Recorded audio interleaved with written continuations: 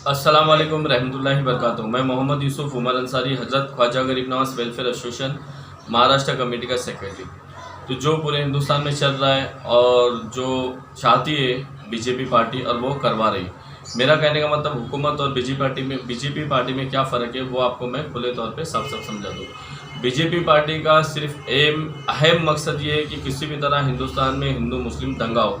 पहले कई हिंदू संस्थाओं के नाम पे, कमेटियों के नाम पे इन्होंने अल्लाह उसके रसूल की तौहीन की और फिर कई लोगों ने इस मामले से पीछे हट गए। तो बीजेपी स्पेशल अपने कार्यकर्ताओं के ज़रिए, विधायकों के ज़रिए, एमएलए के ज़रिए, स्पीकरों के ज़रिए, भाषण देने वालों के ज़रिए अल्लाह उसके रसूल की तौहीन हो रही, क्योंकि बीजेपी के पास पूरा हिंदुस्तान में दंगा फसाद कराने का पूरा प्लान है।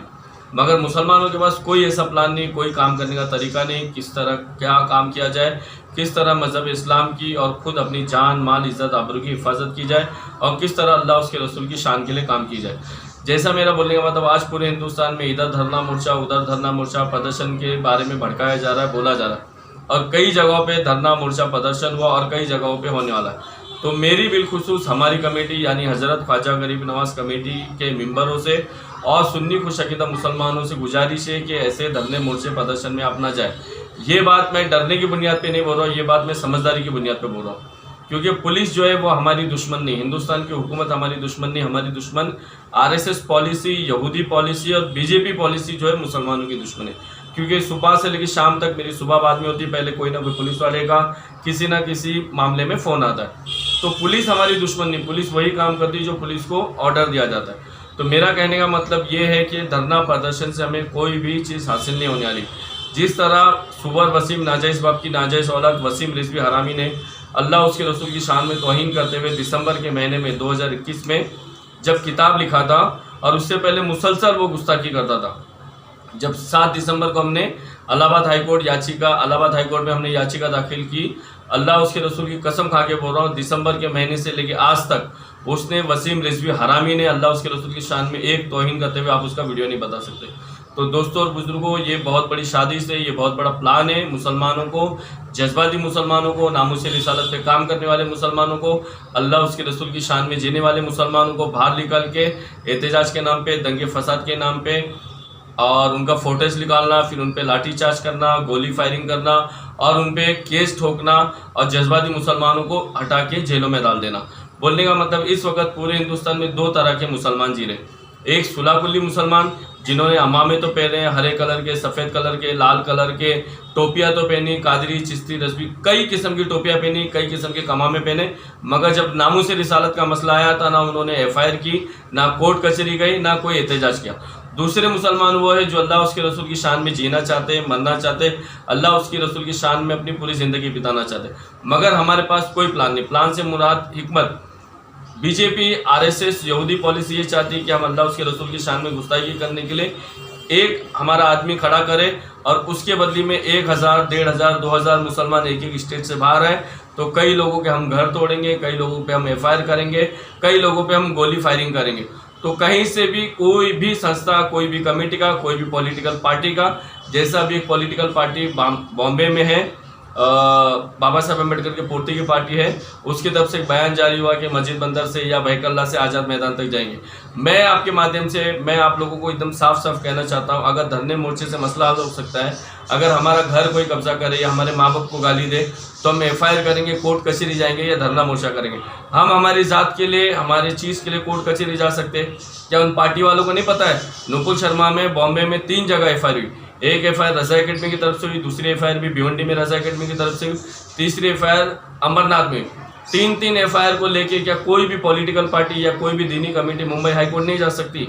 मगर नहीं जाएंगे। जितना धरना मोर्चा करके, प्रदर्शन करके अपने आप को शो कराने में और नौजवान सुन्नी मुसलमान को मरवाने में जितना इनको मजा आएगा ना, उतना मज़ा इनको कानूनन कार्रवाई करने में नहीं मजा आएगा। क्योंकि मैंने कानूनन कार्रवाई किया और मुझे पता है, अल्लाह उसके रसूल की ज़ात पे भरोसा है। मुझे सुप्रीम कोर्ट, हाई कोर्ट या सेक्शन कोर्ट पे भरोसा नहीं, मुझे अल्लाह उसके रसूल की ज़ात पे भरोसा है। और आज मैं अजमेर शरीफ में हूँ, मुझे अता रसूल हिंदल वली गरीब नवाज सरकार की ज़ात पे भरोसा है कि अल्लाह हमारे और हमारी सोच को हमें कामयाबी देगा।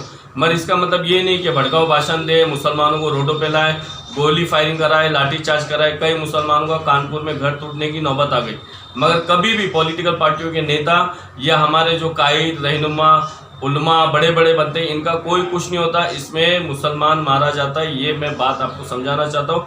कहीं से भी कोई भी एहतजाज वगैरह का ऑर्डर मतलब पोस्ट होता है या कहीं से भी कहीं एहतजाज वगैरह के लिए बुलाया जाता है, तो ऐसे एहतजाज वगैरह में आप ना शामिल होए, क्योंकि आप पे गोली भी फायरिंग होगी, लाठीचार्ज भी होगी, आपको पुलिस चौकी में ले जाके मारा भी जाएगा, आपको फोटो करके कवरिंग करके आपको कभी ना कभी उठाया जाएगा। ये बात मैं डरने की बुनियाद पे नहीं बोल रहा, ये बात मैं समझदारी की बुनियाद पे बोल रहा हूँ कि मुसलमानों को अगर यहूदी पॉलिसी से लड़ना है, यहूदी पॉलिसियों से लड़ना है, तो उसके लिए रहना ज़रूरी है। क्योंकि बहुत कम हिंदुस्तान में आशिक रसूल है जिनके अंदर जज्बा है, मगर जज्बे का मतलब ये नहीं जो पॉलिसी यहूदी चाहती है उस पॉलिसी के तहत उतरे। हमें ये काम करना चाहिए सब मिलजुल के, अपने अपने इलाके में अगर एफआईआर हुई है तो कोर्ट जाए, कोर्ट से तो ऑर्डर निकलना, आज नहीं निकलने का कल निकलेगा, कल नहीं निकलेगा परसों निकलेगा, नहीं ऑर्डर निकलता तो कम से कम उनके मुंह पे चप्पल तो मारी जाएगी, उनका मुंह तो बंद किया जाएगा।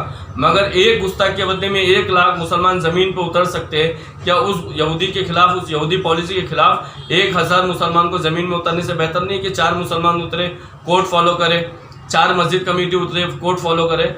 ये एक सोची समझी साजिश है, मुसलमानों को फुटपाथ पे उतारना, उन पे गोली फायरिंग करवाना, एहतजाज के नाम पे, नामूस रिसालत के नाम पे कई कमेटियाँ, कई तहरीकें, कई तंजीमें, कई पार्टियां इनसे मिली हुई है कि हम मुसलमानों को भड़काऊ भाषण देंगे, हम फुटपाथ पे लाएंगे, उसके बाद गोली फायरिंग करना, एहतजाज के नाम पे लाठीचार्ज करना, उनके घरों को डेमोलिशन करना, ये आपकी जिम्मेदारी।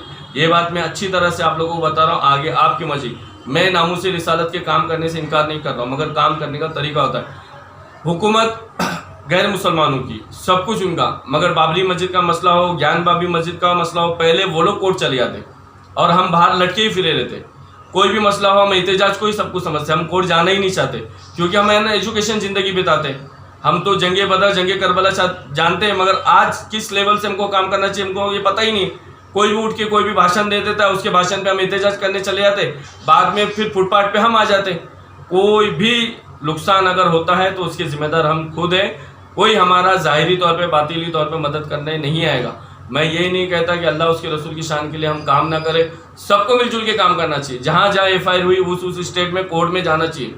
निपुल शर्मा के खिलाफ जो उसको पार्टी से निकाला गया है, ये बात एकदम क्लियर रखिए, ये हमारे हिंदुस्तान के एहतजाज की वजह से नहीं निकाला गया, विदेशी में उसके खिलाफ रिपोर्ट गई उसकी वजह से निकाला गया।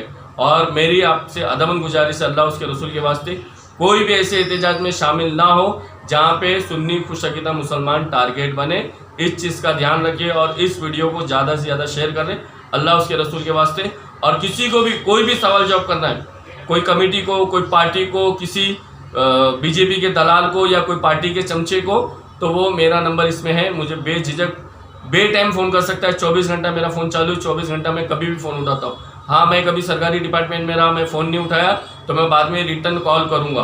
आप ऐसे धरने मोर्चे में शामिल ना हो और आप बलि का बकरा ना बने। मुसलमानों को बलि का बकरा बनाया जा रहा है, ये चीज़ आप ध्यान में रखें। बाकी आगे आपकी मर्जी, समझदारी से काम लेना ये हमें ज़रूरी है। अल्लाह उसके रसूल के वास्ते समझदारी से काम लीजिए। अस्सलाम वालेकुम रहमतुल्लाहि व बरकातुहू।